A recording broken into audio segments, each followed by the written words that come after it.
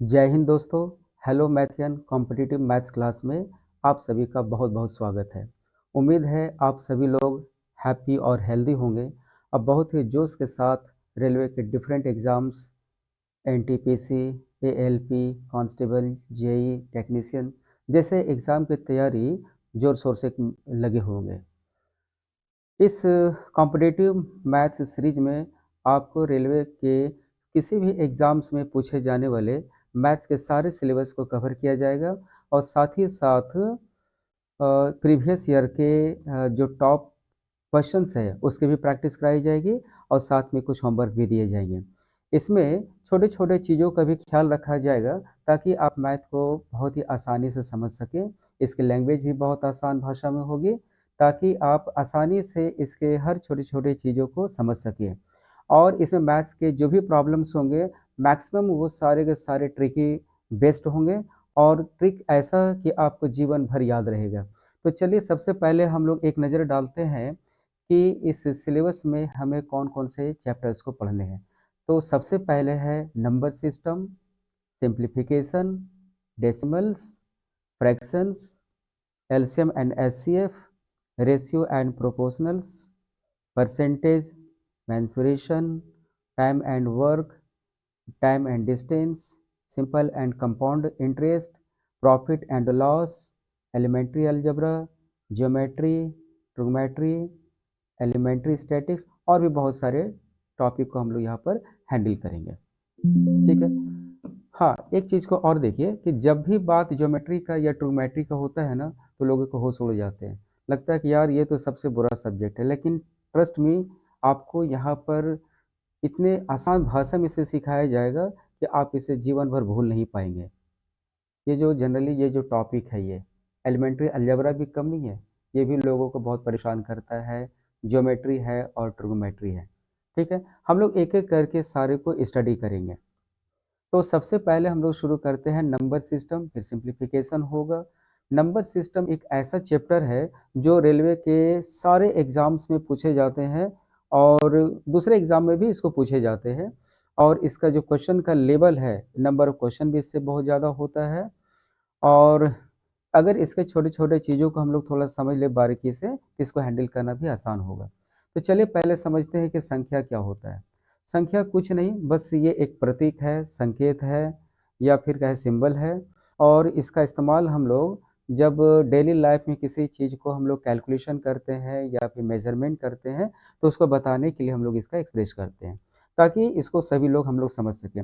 Since ऐसा है कि हम लोग हर जगह तो जा नहीं सकते हैं, हमारे लिखे हुए चीज़ें जाती हैं। तो मान लो कि अगर हम लोग मार्केट जाते हैं, ठीक है? मार्केट हम लोग जाते हैं और मार्केट में हमने मान लो कि 5 केजी हमने आलू खरीदे, ठीक है? 5 केजी। इसको हम लोग कैसे एक्सप्रेस करेंगे ऐसे? तो ये जो हमने एक संकेत लिखा है, इस संकेत से आप भी समझ गए, मैं भी समझ गया और सारे लोग समझ जाएँगे कि हमने क्या कहा है। तो ये जो संकेत है, ये सिंबल है, इसी को हम लोग कहते हैं संख्या कहते हैं ये। तो इसमें हम लोग पढ़ेंगे इसके कुछ सिस्टम के बारे में। दार्शनिक प्रणाली that is the decimal system, संख्यांकन प्रणाली इसको हम लोग एक्सप्रेस कैसे करेंगे। तो दार्शनिक प्रणाली इसे क्यों कहते हैं? दार्शनिक प्रणाली पीछे बोलने के पीछे कारण है कि इसमें हम लोग सिर्फ 10 डिजिट के बारे में स्टडी करते हैं, यानी कि 0 से लेकर के 9 तक। अगर आगे हमको किसी भी नंबर की ज़रूरत होती है, तो हम इसी डिजिट का यूज़ करके उस नंबर को हम लोग बना सकते हैं, है ना? जैसे मान लो कि हमको अगर 530 की ज़रूरत है, तो हम यहाँ से 5, 3, 0 ये लेकर के हम बता सकते हैं। अब ज़रा ये सोचो कि अगर हर नंबर के लिए अलग-अलग सिंबल होता, तो कितना मुश्किल होता है इसे लिखना। इसलिए सिर्फ़ 0 से 9 तक की डिजिट है और इस डिजिट का यूज़ करके आप असंख्य बहुत सारे इनफ़ाइनाइट नंबर्स को लिख सकते हैं और क्रिएट कर सकते हैं इसको। संख्यांकन प्रणाली में देखते हैं, ये जनरली एक पहला जो इसका टाइप है वो है इंडियन सिस्टम। इंडियन सिस्टम इसको हम लोग बचपन में भी पढ़ चुके हुए हैं। जैसे हम लोग इकाई, दहाई, सैकड़ा, हज़ार ये जो हम लोग कहते थे, ये एक इंडियन सिस्टम है और इसमें नंबर के जो ग्रुप है, जो संख्याओं के ग्रुप हैं, उसे इस तरीके से पढ़ा जाता है। ठीक है? इसके बाद एक और सिस्टम बनी जिसे कहा जाता है इंटरनेशनल सिस्टम। इंटरनेशनल सिस्टम मतलब क्या है? जिसे इंडिया के लोग भी समझ सकते हैं, रूस के भी लोग समझ सकते हैं, जापान के लोग भी समझ सकते हैं। इसलिए एक ऐसे सिस्टम की ज़रूरत पड़ी। तो इस सिस्टम में अंतर क्या था, इसमें और इंडियन सिस्टम में क्या फ़र्क था ये? बहुत थोड़ा-सा अगर फ़र्क है, पहले तो ये देखो कि इकाई, दहाई ये जो हम लोग देख रहे हैं ना, ये जो इकाई, दहाई, सैकड़ा, हज़ार यहाँ तक तो ठीक है, दोनों के सिस्टम सेम है ये। लेकिन जिस चीज़ों को हम लोग इंडियन की भाषा में 10 लाख बोलते हैं ना, उसे हम यहाँ पर मिलियन बोलते हैं, ठीक है? जिसे हम यहाँ अरब बोलते हैं इंडियन सिस्टम में, उसे यहाँ पर हम बिलियन कहते हैं। ठीक उसी तरीके से यहाँ 10 खरब है, तो यहाँ पर ट्रिलियन है, डेसिलियन है। इसी तरीके से और भी सिस्टम बनाए गए। एक और सिस्टम आगे मिला जिसे कहा जाता है रोमन न्यूमरेशन सिस्टम। ये बहुत इंपॉर्टेंट भी है ये। इससे रिलेटेड क्वेश्चन हर एग्जाम में होता ही होता है ये, इसलिए इसे बहुत ध्यान से समझना भी है। ठीक है, चलो। तो रोमन संख्यांकन प्रणाली में नंबर नहीं लिए गए, बल्कि उसके बदले में अंग्रेजी के कुछ लेटर का यूज़ किया गया। जैसे 1 के लिए यूज़ किया गया आई, 5 के लिए ये वी, 10 के लिए एक्स, 50 के लिए एल, 100 के लिए सी, 500 के लिए डी और 1000 के लिए एम। बस इतना ही सारा। ऐसा नहीं है कि इस नंबर को यूज़ करके हम लोग सारे नंबर को लिख सकते हैं। थोड़ी मुश्किल होगी, अगर मान लो कि अगर हमें करोड़ों या खरबों में लिखना है, तो फिर ये सिस्टम थोड़ा-सा मुश्किल में डाल देता है। फिर भी हम लोग कुछ हद तक के नंबरों को इस सिस्टम में हम लोग लिखने के लिए भी सीखेंगे। इस सिस्टम में एक बात का ख्याल रखा गया कि किसी भी संकेत को हम लोग 3 बार से ज़्यादा यूज़ नहीं कर सकते हैं। तो अगर उससे ज़्यादा ज़रूरत पड़ो तो? जैसे नंबर कहने का मतलब है कि जो भी संकेत है, ठीक है ना? ये संकेत। अब इसके पहले जो भी संकेत हम लिखेंगे, तो ये संकेत माइनस होगा और इसके बाद अगर हम किसी संकेत या सिंबल को लिखते हैं, तो ये प्लस करके होगा ये, ठीक है? जैसे फॉर एग्ज़ाम्पल के लिए मुझे 6 लिखना है, तो 6 के लिए हमारे पास सिंबल क्या होगा? 6 के लिए तो ये वी और इसके बाद 1 के लिए जो सिंबल है आई वो हम लोग लिखेंगे। तो ये 5 और ये 1, 5 और 1 ये 6 हो जाएगा। अगर मुझे 4 लिखना है तो कैसे लिखेंगे? तो ये 5 और इस 1 को हम लोग इसके लेफ्ट साइड में लिखेंगे। तो लेफ्ट साइड में लिखने से वो उसमें माइनस हो जाता है। इसमें ये बड़ा डिजिट हो गया 5 और ये 1 माइनस कर देंगे तो 4 होगा। ठीक है। अच्छा, अगर 45 लिखना है तो हम कैसे लिखेंगे? 45 के लिए तो 45 के लिए क्या हम ऐसा कर सकते हैं क्या कि मान लो कि हम एक्स को ही 4 बार लिख दें, ऐसा? और फिर 5 रह गया तो 5 के लिए हम भी कर दें। तो हम इस मेथड का यूज़ नहीं कर सकते हैं ये। क्यों नहीं कर सकते? क्योंकि यहाँ पर एक्स को 3 बार से ज़्यादा लिखा गया। तो फिर नियम क्या बनाया गया? नियम ये बनाया गया कि 45 के सामने जो सबसे नज़दीक वाला सिंबल होगा, हम लोग इसको यूज़ करेंगे। तो इसका सबसे नज़दीक वाला सिंबल क्या है? एल, यानी कि 50। हमें लिखना है 45, तो 50 में 5 कम करेंगे तो 45 मिल जाएगा, ठीक है? तो अब इस एल के ठीक बाईं तरफ हम लोग 5 के लिए जो सिंबल है वी, उसको हम लोग नोट कर देंगे, ठीक है? तो ये बन गया संकेत 45 के लिए। ठीक है? अच्छा, मान लो कि अगर हमें 55 लिखना है, तो हम क्या करेंगे 55 के लिए? तो 50 का सिंबल एल और हमको 50 में 5 ऐड करना है इसलिए इसको हम लोग राइट साइड में लिखेंगे, ठीक है? तो 5 के लिए सिंबल क्या बना हुआ है? ये 5, ठीक है ना? तो ये संकेत बन गया ऐसा, ओके? अच्छा, मान लो कि हमें 450 लिखना है, यानी 450, उसको हम लोग कैसे लिखेंगे? 450, ठीक है? 450, ये मान लो कि ऐसा लिखना है। तो इसके लिए हम लोग क्या यूज़ करेंगे? तो ये 450 किसके नज़दीक में है? इस 500 के नज़दीक में है, यानी डी के नज़दीक में। तो हम लोग यहाँ पर पहले डी लिखेंगे, ठीक है? अच्छा, लेकिन हम डी का मतलब तो 500 होता है, हमको तो 450 चाहिए, 50 कम। तो 50 के लिए यहाँ पर एक संकेत बना हुआ है एल और सिंस कम करना है इसलिए इसके बाईं तरफ हम लोग लिखेंगे, ठीक है ना? अगर इसी के उल्टे में अ, मान लो, एक सेकेंड, इससे चिपक गया है। अ, हाँ, ये यहाँ पर हमने एल लिख दिया, ठीक है। अच्छा, मान लो कि हमको अगर 550 लिखना पड़ता तो फिर 550, तो 500 के लिए डी और डी में हमको 50 को ऐड करना है इसलिए हम उसे दाईं तरफ लिखेंगे। किसका? ये 50 के लिए। तो 50 के लिए सिंबल क्या बना हुआ है? एल, ठीक है, ये ऐसा हम लिखेंगे, ओके। तो इस तरीके से रोमन सिस्टम में हम नंबरों को एक संकेत यानी इंग्लिश के इस कुछ अल्फ़ाबेट्स के यूज़ करके हम लोग लिखते हैं, ठीक है। अच्छा, मान लो कि हमें अगर 2024 लिखना है तो हमें कैसे लिखना पड़ेगा? 2024, 2024, ठीक है ना? कैसे लिखेंगे 2024? इसके लिए 2000, तो देखो 1000 के जो लिए सिंबल बना हुआ है एम, हम इसी को 2 बार लिख देंगे, ठीक है ना?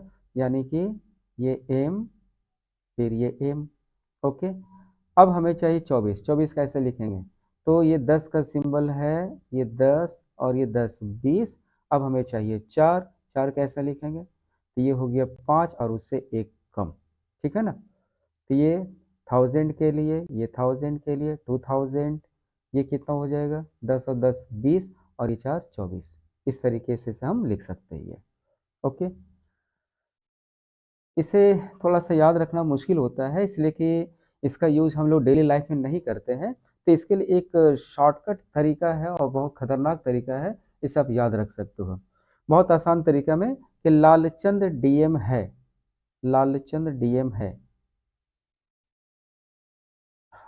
यहाँ से मैं कुछ पार्ट को हटा दूँ, ठीक है। लालचंद डीएम है, डीएम है, इस शॉर्टकट ट्रिक से इसे याद रखा जा सकता है। तो लालचंद, लालचंद का ये एल ले लो, ठीक है। चंद से सी ले लो, और ये डी तो है ही, ठीक है। और ये एम, ओके। इसे याद रखने का तरीका क्या होगा, कैसे लिखेंगे हम लोग? तो एल देखो, 1 से लेकर 10 तक तो जनरली सभी को याद रहता ही है, ठीक है ना? तो इसके बाद ये होगा 50 के लिए, ठीक है ना? तो ये 50 को फिर से यहाँ पर लिख दो, ओके, और एक जीरो लगा दो तो डी 500 के लिए। 50 के बाद 100, और इसी 100 को यहाँ पर लिख करके एक जीरो बैठा दो, ठीक है, यानी कि 1000 के लिए। तो इस ट्रिक से इसके संकेतों को हम लोग आसानी से याद रख सकते हैं कि रोमन में लालचंद डीएम है, ठीक है। नेक्स्ट है अंकों के मान। अंकों के मान इसके दो तरीके से एक्सप्रेस करते हैं, एक इसका फेस वैल्यू और दूसरा इसका होता है प्लेस वैल्यू। फेस वैल्यू का मतलब क्या, यानी कि जो अंक हमें दिख रहा है वो अंक चाहे जहाँ भी रहेगा उसकी वैल्यू हम लोग वही पढ़ेंगे, ठीक है, चाहे वो इकाई का स्थान पर हो, दहाई हो, कहीं पर भी हो। यानी कि अगर मान लेते हैं कि कोई नंबर मैंने लिखा 5732, ठीक है, तो 2 का फेस वैल्यू 2 ही रहेगा, 3 का फेस वैल्यू 3 ही है, 7 का फेस वैल्यू 7 है, और 5 का फेस वैल्यू 5 ही रहेगा ये, ठीक है। इसे फेस वैल्यू कहते हैं। और प्लेस वैल्यू का मतलब क्या, कि जब स्थान बदल जाता है तो उस स्थान के कारण उसका वैल्यू भी बदल जाता है। जैसे ठीक उसी तरीके वो कहते हैं ना कि जैसा संगत तो वैसा नाम। अगर हम शरीफों के साथ में हैं तो हमें शरीफों में गिनती होगी, और अगर हम चोरों के साथ में हैं तो भाई हमारी वैल्यू भी चोरों के साथ में ही होगी, है ना? तो ठीक उसी तरीके से मान लो कि मैंने लिखा है 5324, ठीक है। तो ये 4, 4 पहले स्थान पर इकाई पर है इसलिए 4 ही होगा। 2 का प्लेस वैल्यू, जिसका प्लेस वैल्यू लिखना है ना उसको पहले लिख दो, और उसके बाद जितने डिजिट हैं उतने जीरो बैठा दो, ठीक है ना? तो 2 का प्लेस वैल्यू 20। ठीक उसी तरीके से 3 का प्लेस वैल्यू क्या होगा, 3, और 3 के बाद दो डिजिट है तो दो जीरो हमने यहाँ पर रख दिए, ठीक है। 5 का प्लेस वैल्यू क्या होगा, 5, और 5 के बाद 3 डिजिट है तो 3 जीरो दे दो, ठीक है। और इससे रिलेटेड क्वेश्चन चाहे वो रेलवे के एग्जाम हो या अदर एग्जाम्स हो, सारे एग्जाम्स में इससे रिलेटेड क्वेश्चन एक रहता है ये, ठीक है। अब हम लोग देखते हैं कि नंबर्स के क्लासिफिकेशन, यानी कि पहला है प्राकृतिक संख्याएं। प्राकृतिक संख्याएं, ये आप लोग जानते हो कि काउंटिंग नंबर, यानी कि जो संख्या 1 से शुरू हो, यानी कि 1 2 3 4 एंड डॉट डॉट डॉट, ये सब सारी संख्या को हम लोग प्राकृतिक संख्या कहते हैं, क्योंकि गिनती हम लोगों ने पहले 1 से ही शुरू किया था, ठीक है। हाँ, इसमें प्रॉब्लम तब आया कि जब मान लो कि ठीक है हमने 1 से शुरू किया, और 9 के बाद जब हमको ज़रूरत पड़ी कि भैया अब 10 9 के बाद हम लोग क्या एक्सप्रेस करेंगे, ठीक है। तब हमको एक और डिजिट का ज़रूरत पड़ा, दैट इज़ द जीरो, है ना? जब इसमें हमने जीरो मिला दिया तो ये पूरा फैमिली मिल करके एक कंप्लीट बन गया, ठीक है ना? इसलिए जब इसके साथ में जीरो को मिक्स कर दिया गया, मिला दिया गया, तो ऐसे फैमिली का नाम रखा गया पूर्ण संख्याएं, यानी कि होल नंबर्स, ठीक है। तो प्राकृतिक संख्याएं क्या है, प्राकृतिक संख्याएं 1 से शुरू होती है, 1 2 3 4 5 एंड डॉट डॉट बहुत सारे, ठीक है। इसके बाद है होल नंबर्स। होल नंबर्स यानी कि जो संख्याएं जीरो से शुरू होता है, 0, 1, 2, 3 एंड डॉट डॉट। देखो इससे रिलेटेड क्वेश्चन कैसा हो सकता है, कि कैसा हो सकता है कि निम्नलिखित में कौन सी छोटी पूर्ण संख्या है, तो 0 छोटी पूर्ण संख्या होगी, ठीक है ना। ये छोटी छोटी पूर्ण संख्या, ठीक है ना, याद रखना है। ओके। और अगर नेचुरल नंबर में हम बात करें तो इसको भी याद रखना है, ये वाला, इस 1 को हम लोग क्या कहेंगे, छोटी, सबसे छोटी, है ना, ये लगा दो, सबसे छोटी प्राकृतिक संख्याएं, ठीक है, इसको याद रखना है। इसके बाद है पूर्णांक। पूर्णांक क्या होता है, तो होल नंबर ये है 0, 1, 2, 3 एंड डॉट डॉट। अब इसके साथ इसके निगेटिव नंबर को अगर हम इंक्लूड कर दें लेफ्ट साइड में, अब इस तरीके से जो एक फैमिली बना है, इस फैमिली को हम लोग कहते हैं पूर्णांक बोलते हैं। इसका मतलब क्या हुआ कि ये जो पूर्णांक है दो तरह के हो गए, एक धनात्मक और दूसरा ऋणात्मक। ये इधर में धनात्मक, है ना, धनात्मक मतलब पॉजिटिव, पॉजिटिव नंबर्स, और इधर का क्या मिल गया हुआ है, निगेटिव, निगेटिव यानी कि ऋणात्मक संख्या है। तो इस जीरो को हम लोग क्या बोलेंगे, जीरो को कहा जाता है non positive, non negative number, इसे कहा जाता है ये, ठीक है ना। ये ना तो निगेटिव होता है ना तो धनात्मक होता है, पॉजिटिव होता है, इसलिए इसे हम लोग कहते हैं नॉन निगेटिव, ठीक है। अच्छा, जब यहीं पर बना तो इसी के बाद हम लोग एक नंबर लाइन का भी कॉन्सेप्ट हम लोगों ने लाया, नंबर कॉन्सेप्ट का। यहाँ पर सबसे पहले जीरो, जीरो के राइट साइड में जितने भी नंबर्स होंगे, राइट साइड में, है ना, वो सारा पॉजिटिव होगा, और इसके लेफ्ट साइड यानी बाएं साइड में जितने भी नंबर्स रखे जाएंगे वो सारा निगेटिव होगा। इसके बाद है सम संख्याएं, ये भी आप जानते हो सम संख्या। सम संख्या ऐसी संख्या है जिसे हम दो से पूरी तरह से काट सकते हैं, उसे हम लोग कहते हैं सम संख्या। तो सम संख्या कहाँ से शुरू होगा, सम संख्या 2, 4, 6, 8, 10, इस तरीके से। तो इस दो को हम लोग क्या बोलेंगे, सबसे छोटी सम संख्या इसको हम लोग बोल सकते हैं। अच्छा, जीरो को हम लोग क्या बोलेंगे, अगर बात है जीरो किया जाए तो जीरो को भी हम लोग इवन नंबर ही कहते हैं। क्यों, क्योंकि किसी भी नंबर के बाद अगर हम जीरो रख दें तो पक्का दो से डिविजिबल हो जाता है ये, है ना, कोई भी नंबर हो, अगर 7 ले लो, 5 ले लो, इसके बाद एक जीरो लगा दो, कि हम इसको जीरो से पूरी तरह काट सकते हैं ये। तो इसमें खास बात क्या ये रखना है कि हम कहीं से भी कोई भी तीन सम संख्याएं लेते हैं, ठीक है। जैसे कोई भी तीन सम संख्या ले लेते हैं, मान लो कि मैंने लिया 10, 10 के बाद 12 और इसके बाद ये 14, लगातार तीन सम संख्याएं, ठीक है। अच्छा, इस 10 को हम लोग, 12 को हम लोग क्या बोल सकते हैं, 10+2। इस 14 को हम लोग क्या बोल सकते हैं, 10+4 कह सकते हैं, ठीक है ना। तो अगर हम इस 10 का एक नाम दे दें, इस 10 को अगर हम x कह दें तो ये क्या होगा, x+2, ये क्या होगा, x+4। इसका मतलब ये हुआ कि अगर हमें तीन लगातार सम संख्या पूछा जाए तो हम क्या कहेंगे, लगातार तीन सम संख्या, पहला x, दूसरा x+2 और तीसरा x+4, ठीक है। अच्छा, सम संख्या में एक खास बात और भी है, ये क्या खास बात है ये, कि इस संख्या को हम लोग किस फॉर्म में लिख सकते हैं, इसका रूप क्या होगा, इसका रूप होगा 2 × n। 2 × n का मतलब कि ये 2 रखो, अब n का वैल्यू मान लो अगर हम 1 रख दें तो इसका वैल्यू 2, अगर n के बदले में 2 रख दे तो 4, 2 के बाद अगर n के लिए हम 3 रख दे तो 6, और इस तरीके से। इसका मतलब ये हुआ कि कोई भी संख्या जो 2n के टर्म में फॉर्म में लिखा हुआ है वो सारी संख्याएं सम संख्याएं होंगी। अच्छा, अब अगर मान लो कि यहाँ पर ऐसा क्वेश्चन पूछा जाए कि which one of the following is a form of even numbers, क्या जवाब देंगे, निम्नलिखित में कौन सी संख्या का रूप सम संख्या है। तो याद रखना है कि सम संख्या का रूप कोई भी संख्या जिसे हम 2n के रूप में लिख सकते हैं वो सब के सब सम संख्याएं होंगी, ठीक है। ये याद रखना है यहाँ पर, ये 3 चीज़ें। ओके, ये थोड़ा मैं इरेज करता हूँ। ओके,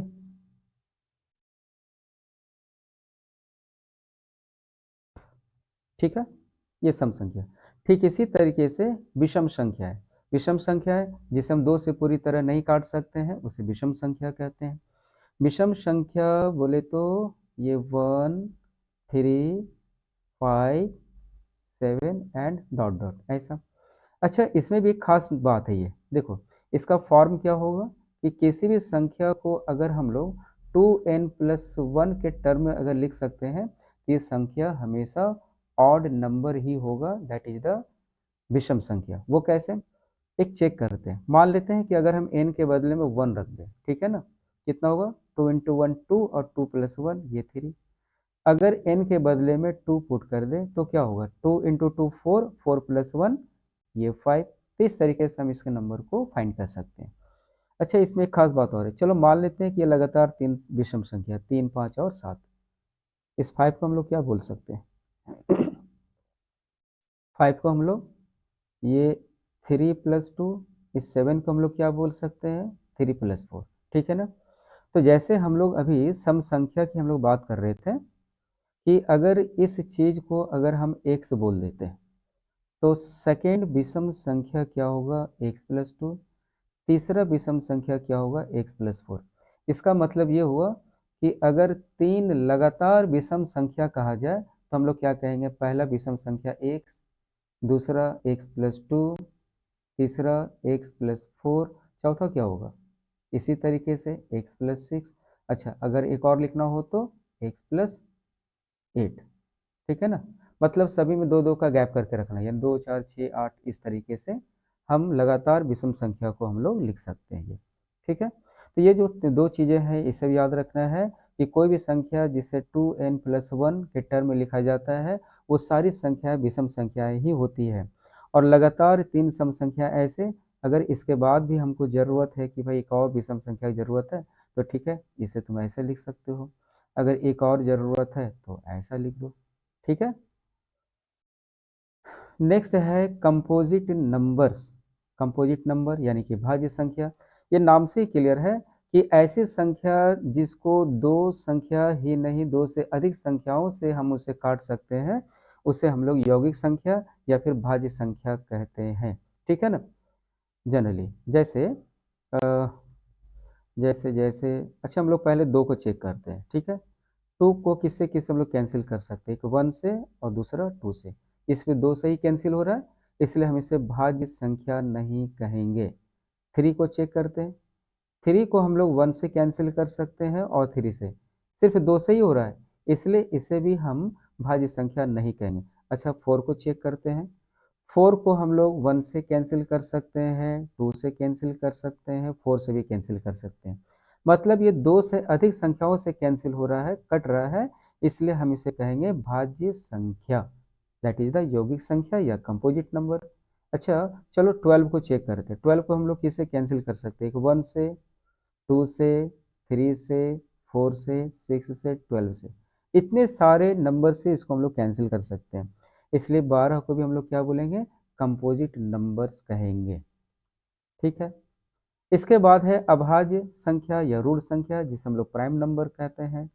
ये नंबर कैसा नंबर होता है, यानी कि एक ऐसा नंबर है जो सिर्फ 2 ही नंबर से कटेगा, एक तो पहला 1 से और दूसरा खुद वो अपने आप से ही कैंसिल हो सकता है, तीसरा कोई माइका लाल नहीं कि जो इसको काट दे, है ना। जैसे हम लोग पहले चेक करें, पहले हम लोग 2 को चेक करते हैं, ये ठीक है। हाँ, 2 को हम लोग चेक करते हैं, तो 2 को हम लोग कैंसिल कर सकते हैं 1 से और 2 से, सिर्फ 2 से ही कैंसिल हो रहा है, इसलिए ये प्राइम नंबर है ये, ठीक है। 3 को हम लोग चेक करें तो 3 भी 1 से कैंसिल है और 3 से, इसलिए ये भी प्राइम नंबर है। 4, 4 का भी हम लोगों ने देखा है कि ये 1 से कैंसिल है, 2 से कैंसिल है, 4 से कैंसिल है, यानी 2 से ज़्यादा है, इसलिए हम इसे प्राइम नंबर नहीं कहेंगे, ठीक है ना, प्राइम नंबर। तो इसमें क्वेश्चन पूछा जाता है, इसमें 2 तरीके के क्वेश्चन होते हैं। एक पहला क्वेश्चन ऐसा होगा कि सबसे छोटी सम अभाज्य संख्या क्या है, that is the smallest even number, ये क्या होता है? एक पहला, दो बातें इसमें याद रखना है कि सबसे छोटी सम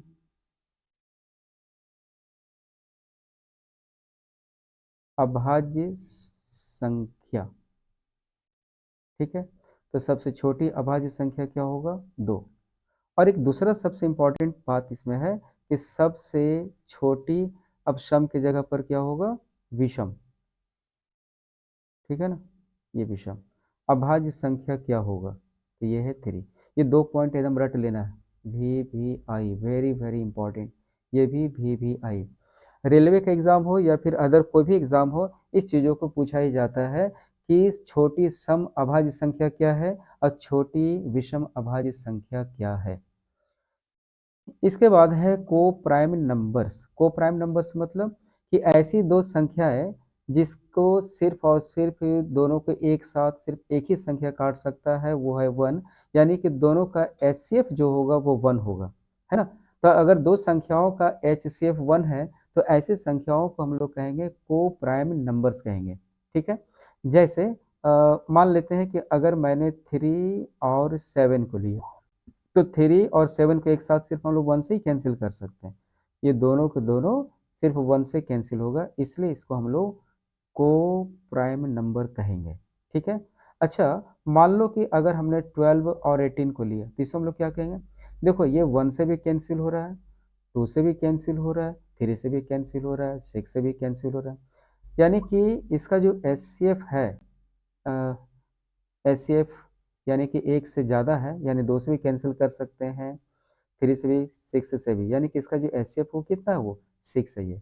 इसलिए ऐसे नंबर को हम लोग को प्राइम नंबर नहीं कहेंगे, ठीक है। तो क्लियर हो गया कि को प्राइम नंबर का मतलब कोई भी दो संख्या दिया हुआ हो, उसका एचसीएफ सिर्फ और सिर्फ 1 होना चाहिए, 1 छोड़ करके कोई और नहीं होना चाहिए, उसे हम लोग कहेंगे को प्राइम नंबर्स कहेंगे।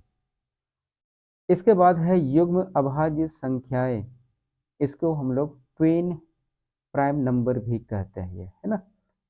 पेयर की जगह में यहाँ पर ट्विन वर्ड भी हो सकता है, ठीक है, ट्विन, ठीक है। या फिर तुम कह सकते हो कि जोड़ा, जोड़ा कह सकते हो ना, जोड़ा अभाज्य संख्या है या युग्म अभाज्य संख्या है। इसका मतलब कि कोई भी दो प्राइम नंबर लो, कोई भी दो प्राइम नंबर, ठीक है ना, और उसके बीच में एक सम संख्या रहना ही चाहिए। मतलब कि दो प्राइम नंबर के डिफरेंस अगर 2 है तो हम उसे पेयर प्राइम नंबर कहेंगे, ठीक है। जैसे फॉर एग्जांपल के लिए मान लो कि अगर हम क्या ले लें, 3 और 5, ठीक है ना। तो 3 और 5 इसका डिफरेंस निकालो, डिफरेंस कितना है? 2।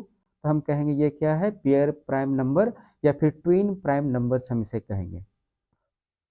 एक और एग्जांपल लेते हैं। अच्छा, मान लो कि अगर मैंने कहा 13 और 17, क्या ये पेयर प्राइम नंबर होगा क्या? इसका डिफरेंस निकालो। तो 17 माइनस 13 डिफरेंस कितना? 4। तो इसे हम पेयर प्राइम नंबर्स नहीं कहेंगे, ठीक है। अच्छा, एक और देख लो, और भी कोई नंबर ऐसा हो सकता है क्या? ये 91, 91 तो ऐसे प्राइम है ही नहीं, इसको छोड़ दो, ठीक है। अच्छा, 7 और 11 ये क्या होगा? तो 7 के बाद 11 ये प्राइम तो है, लेकिन डिफरेंस कितना हो रहा है? 4। इसलिए हम इसे पेयर प्राइम नंबर्स नहीं कहेंगे। तो क्लियर हो गया कि दो प्राइम नंबर के बीच में अगर डिफरेंस सिर्फ 2 का होता है, यानी कि एक सम संख्या होगी, ठीक है ना, एक ही सम संख्या, लेकिन कंडीशन क्या है कि 2 होना चाहिए, ठीक है। तो हम उसे क्या कहेंगे? पेयर प्राइम नंबर्स कहेंगे, ठीक है। एग्जाम्पल हम लोग देख सकते हैं। नेक्स्ट है अत्रिभाज्य संख्याएं, यानी कि प्राइम ट्रिपलेट नंबर्स। तो ऐसी 3 प्राइम नंबर्स प्राकृतिक संख्याएं जिसका एचसीएफ 1 होगा, उसे हम लोग कहेंगे अत्रिभाज्य संख्याएं कहेंगे, ठीक है। जैसे फॉर एग्जांपल के लिए मान लो कि मैंने यहाँ पर कहा है कि ये 13 है, 14 है और एक 15 ले लो, ठीक है ना। तो इसके बीच में देख लो, इस तीनों का जो एचसीएफ है वो 1 है, ठीक है। इसलिए इसको हम लोग क्या कहेंगे, अत्रिभाज्य संख्याएं कहेंगे। इसके बाद है परिमेय संख्याएं। परिमेय संख्या भी आप लोग जानते हो कि कोई भी संख्या जिसे हम लोग पी बाय क्यू के टर्म में लिख सकते हैं उसे हम लोग कहते हैं प्राइम नंबर।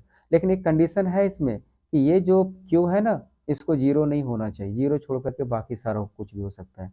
यानी कि ये जो पी और क्यू है इंटीजर हो सकता है, इंटीजर जिसको हम लोग आई से या फिर जेड से डिनोट करते हैं, ये हो सकता है। यहाँ पर जीरो हो सकता है, लेकिन ये क्यू नीचे वाला पार्ट है ना, वो कभी जीरो नहीं होना चाहिए, ठीक है। यानी कि 5 के नीचे आप जीरो रख दोगे तो ये प्राइम नंबर, रेशनल नंबर नहीं होगा। अच्छा, मान लो क्या 1 के नीचे हमने 1 लिखा, यानी पी बाय क्यू के टर्म में लिख सकते हैं, इसलिए भी रेशनल नंबर है। क्या जीरो को हम लोग रेशनल कह सकते हैं, क्या कह सकते हैं? इसको 0/1 कर दो, ठीक है ना। 0/1 का मतलब जीरो ही होगा, इसलिए इसे हम रेशनल नंबर ही कहेंगे, ठीक है। अच्छा, इसका कुछ प्रॉपर्टीज है, उसको भी हम लोग पढ़ते चले जाते हैं। तो दो परिमेय संख्याओं को अगर हम जोड़ेंगे तो हमको परिमेय संख्या ही मिलेगी। दो परिमेय संख्याओं का अगर हम लोग डिफरेंस फाइंड करेंगे तो वो भी परिमेय संख्या ही होगी। उसका गुणनफल भी परिमेय संख्या होगा। तो क्या उसका भागफल भी परिमेय संख्या होगा क्या? नहीं, ये नहीं हो सकता है। क्यों नहीं हो सकता है? जैसे मान लो कि मैंने तुमसे ये कहा कि चलो एक हम लेते हैं 3/5, एक ये प्राइम नंबर परिमेय संख्या हो गया। अच्छा, एक जीरो को परिमेय संख्या हम लोग बोल सकते हैं क्या? हाँ, 0/1। अगर हम इस 3/5 को हम डिवाइड कर देते हैं 0/1 से तो क्या होने वाला है? तो ये 3/5, ठीक है। इस नंबर को उल्टा कर दो, ये होगा 1/0। अब कितना होगा? 3 इंटू 1 3, अब 5 इंटू 0 0। तो परिमेय संख्या का डिफिनेशन क्या है कि भाई ये जो नीचे वाला जो पार्ट है ना, इसको तो जीरो होना ही नहीं चाहिए था, लेकिन यहाँ पर तो जीरो आ गया, इसलिए हम इसे परिमेय संख्या नहीं कहेंगे, ठीक है ना। ये परिमेय संख्या नहीं है ये। तो इसका मतलब हुआ कि किसी भी दो परिमेय संख्या का योगफल, डिफरेंस यानी उसका घटाव, गुणनफल, ये सारा परिमेय संख्या तो होगा, लेकिन उसका जो भागफल है वो परिमेय संख्या नहीं हो सकता है।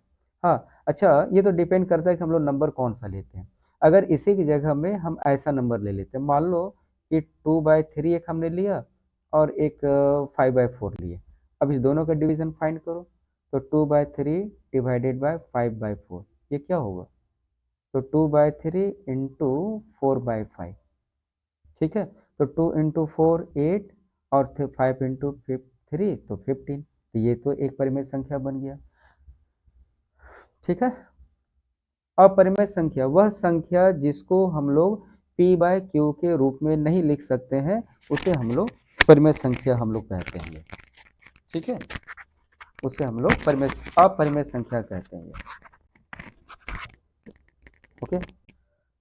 इसमें हम लोग एक बात और भी कर सकते हैं कि इसका जब हम लोग डेसिमल फॉर्म में इसे लिखेंगे ना, तो मान लो कि अगर कोई नंबर ऐसा हो कि 2.1345, मतलब इसके बाद कौन सा नंबर आएगा ये पता नहीं होगा।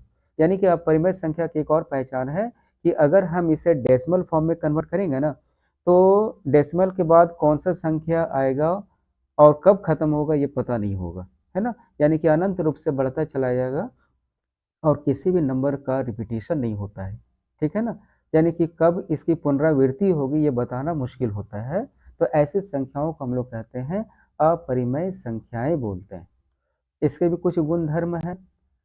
तो दो अपरिमेय संख्याओं का जोड़, घटाव या गुणा कहता है कि तर्क संगत। तर्क संगत का मतलब क्या होता है कि भाई ये परिमेय अपरिमेय संख्या हो भी सकता है, नहीं भी हो सकता है, ठीक है ना। एक एग्जाम्पल से इसको हम लोग समझते हैं, ठीक है। एक एग्जाम्पल से हम लोग समझते हैं। जैसे मान लेते हैं कि अगर, देखो, पहली बात ये जानना है कि अपरिमेय संख्या किसी भी संख्या के साथ अगर हम अपरिमेय रूट में कोई भी संख्या लिखा हो, यानी कि जिसका हम लोग परफेक्ट स्क्वायर रूट फाइंड नहीं कर सकते, वो सारा का सारा संख्या अपरिमेय संख्या ही होगा, है ना। तो ये जो 2+√3 है ना, ये एक अपरिमेय संख्या है।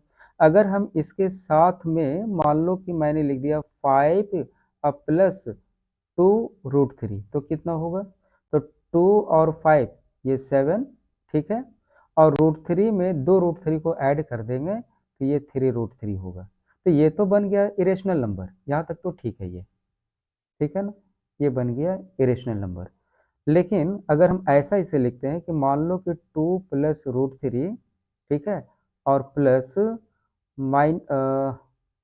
माइनस, ऐसा लिखते हैं,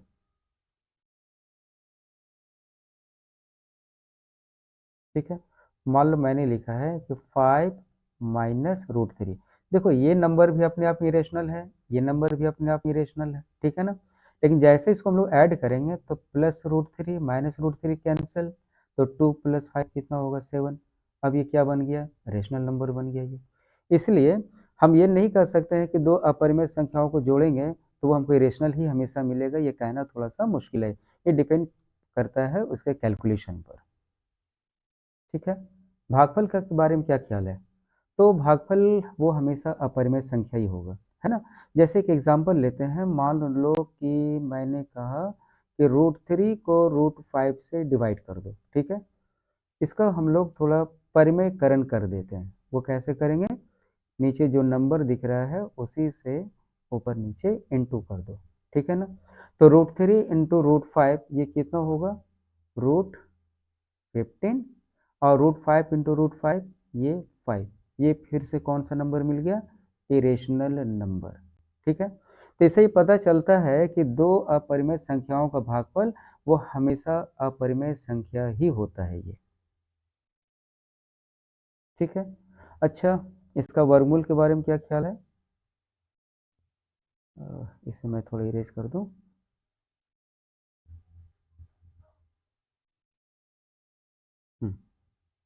ठीक है। अभाज्य संख्या का वर्गमूल एक अपरिमेय संख्या ही हमेशा होगा।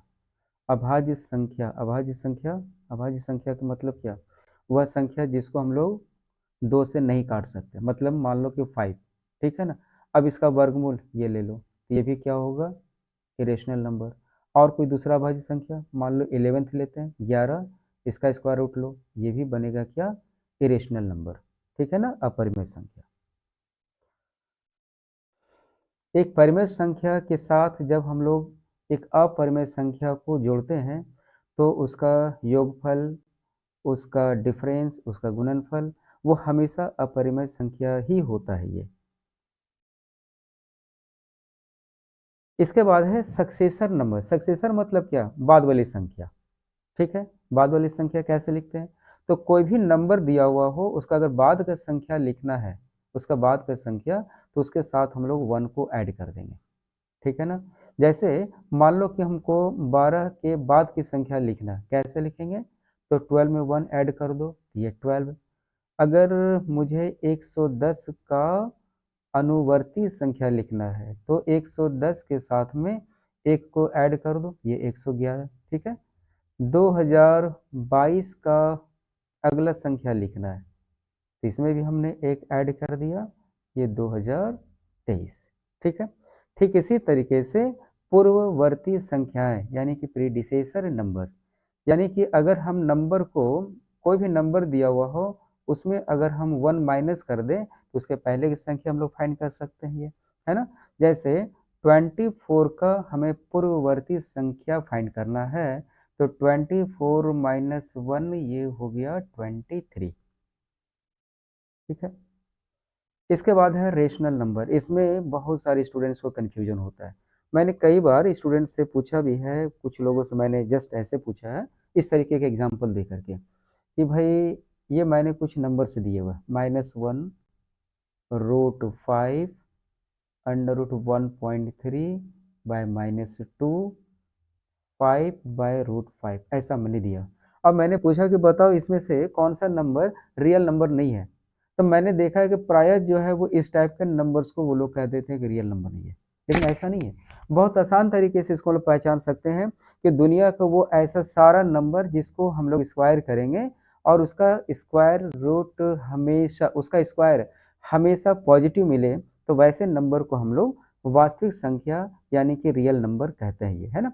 जैसे यहाँ पर देख लो -1, तुम -1 का स्क्वायर करो तो +1 ही मिलेगा, √5 का स्क्वायर करो तो 5 ही मिलेगा, इसका भी स्क्वायर करोगे तो क्या मिलेगा 1.3, और -2 का स्क्वायर 4, ठीक है। इसका तुम स्क्वायर कर दो, क्या मिलेगा? 5/5 का स्क्वायर 25 और √5 का 5 है तो पॉजिटिव, ठीक है। तो आसान से भाषा में हम लोग कह सकते हैं कि वो सारा संख्या जिसका स्क्वायर हमेशा पॉजिटिव होता है उसे हम लोग कहते हैं वास्तविक संख्या, इसको हम लोग कहते हैं, ठीक है। तो अभी तक जो हम लोगों ने नंबर्स को पढ़ा है उसको हम लोग समराइज करेंगे फिर थोड़ी देर के बाद में। इसके बाद एक नंबर और आता है जिसे हम लोग कहते हैं काल्पनिक संख्या। ये कौन सी संख्या होती है और इसकी ज़रूरत हमको कैसे पड़ी? तो काल्पनिक संख्या जैसे कि वास्तविक संख्या होता है कि कोई भी संख्या जिसका वर्ग हमेशा पॉजिटिव होगा, धनात्मक होगा, उसे हम लोग कहते हैं वास्तविक संख्या। और ऐसी संख्या जिसका वर्ग हमेशा ऋणात्मक संख्या होता है उसे हम लोग कहते हैं काल्पनिक संख्या। तो क्या ऐसा कोई नंबर होता है क्या? हाँ, होता है। जैसे रूट के अंदर में अगर मैंने रख दिया -2, ठीक है, इसका तुम स्क्वायर करके चेक करो, तो हमको मालूम है कि जैसे हम लोग स्क्वायर करते हैं तो ये रूट हट जाएगा, तो कितना रहेगा? -2। इसका मतलब रूट अंडर -2 का स्क्वायर कितना मिला? एक निगेटिव मिला, निगेटिव नंबर। इसलिए ऐसे नंबर को हम लोग कहते हैं काल्पनिक संख्या, यानी कि इमेजिनरी नंबर। इसकी ज़रूरत हम लोगों को क्यों पड़ी और ये आया कैसे?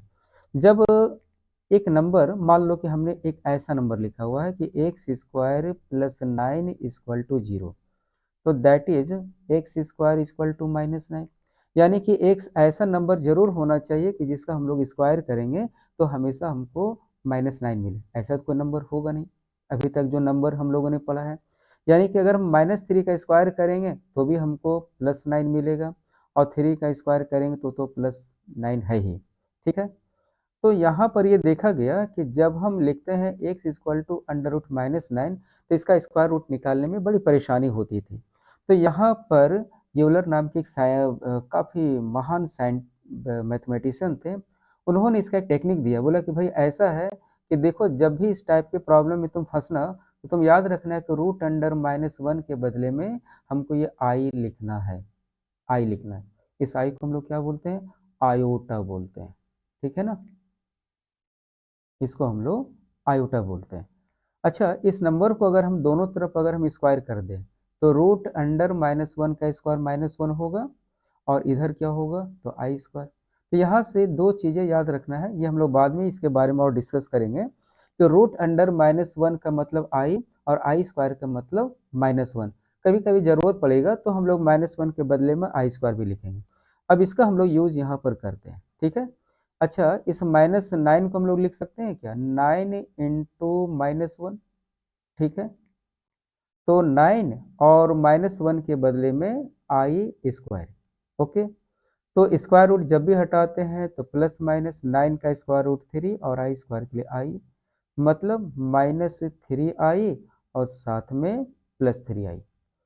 यानी कि इसमें एक साथ में हम लोग एक बात और भी कह सकते हैं कि कोई भी नंबर जिसके साथ में आई लिखा हुआ हो वैसे नंबर को भी हम लोग काल्पनिक संख्याएं कहेंगे, ठीक है। और बाद में ये जो रियल नंबर है और इमेजिनरी नंबर है, इसको मिला करके एक बड़ा नंबर का फैमिली बना जिसका नाम रखा गया कॉम्प्लेक्स नंबर, ठीक है, कॉम्प्लेक्स नंबर। तो अभी तक हम लोगों ने क्या क्या पढ़ा? पहला नेचुरल नंबर, नेचुरल नंबर यानी कि 1 2 3 ये सब जो नंबर मिला उसको नेचुरल नंबर कहते हैं। और नेचुरल नंबर से जो बड़ा फैमिली मिला वो था होल नंबर, यानी कि जब इसमें हम लोगों ने जीरो को इंक्लूड कर दिया तो वो मिला होल नंबर, ठीक है। इसके बाद है इंटीजर्स। इंटीजर्स मतलब इसी के साथ में जब हमने -1 -2 -3 जैसे नंबर को इंक्लूड कर दिए तो एक जो नया फैमिली मिला उसका नाम रखा गया इंटीजर्स। इसके बाद रेशनल नंबर। रेशनल नंबर मतलब कि ऐसा नंबर जिसको अब हम लोग डिवीजन फ्रैक्शन के फॉर्म में भी लिख सकते थे, यानी कि p/q के टर्म में, ठीक है ना। तो यहाँ से क्वेश्चन ऐसा हो सकता है कि क्या सारा नेचुरल नंबर को होल नंबर कहेंगे क्या? यस कहेंगे, ये हो सकता है ये, ठीक है। थोड़ा, हाँ। तो सारा नेचुरल नंबर वो होल नंबर है, सारा होल नंबर वो इंटीजर है, सारा इंटीजर वो रेशनल नंबर है, ठीक है ना। अब इसका उल्टा कर दो, क्या इसका उल्टा सही होगा क्या? हाँ, इसका उल्टा मतलब क्या सारा रेशनल नंबर इंटीजर होगा क्या? तो आंसर है नहीं। क्या सारा रेशनल नंबर होल नंबर होगा क्या? तो नहीं। क्या सारा इंटीजर होल नंबर होगा क्या? ये तो नहीं होगा। क्या सारा होल नंबर नेचुरल नंबर होगा क्या? तो भी नहीं। यानी कि इसका रिवर्स ट्रू नहीं होगा। ठीक है ना। तो ये हुआ रेशनल नंबर का फैमिली। और एक अलग से जो हम लोगों ने पढ़ा था इरेशनल नंबर। ठीक है ना। इस दोनों को ज्वाइन कर दो। अब ये जो मिल गया इसे हम लोग कहते हैं रियल नंबर। ठीक है। तो रियल नंबर के अंदर में अभी तक जितने नंबर्स को हम लोगों ने स्टडी किया, यानी सिर्फ एक इमेजिनरी को छोड़ करके, ठीक है ना, उस सारे नंबर्स को हम लोग इमेजिनरी नंबर्स कहते हैं। ठीक है। तो आज के वीडियो में हम लोग इसे यहीं तक रखते हैं। उम्मीद है आप लोगों को अच्छा लगा होगा और समझ में भी आया होगा कि आई होप। और उम्मीद हम इस बात की भी करते हैं कि आप अपने अच्छे कमेंट्स से हमें रूबरू करवाएंगे और हमें ये भी बताएंगे कि इस वीडियो में या आगे की वीडियो में हमें आपके लिए और क्या बनाना चाहिए। इसके बाद के वीडियो में हम लोग ये देखेंगे कि अभी तक जो हम लोगों ने नंबर सिस्टम को पढ़ा है उससे रिलेटेड क्वेश्चन जो प्रीवियस ईयर में पूछे गए हैं उसको हम लोग डील करेंगे। तो अभी तक इस वीडियो में बने रहने के लिए आप लोगों का बहुत बहुत धन्यवाद। वीडियो अच्छा लगा है तो इसे अपने फ्रेंड सर्किल के बीच में ज़रूर शेयर करें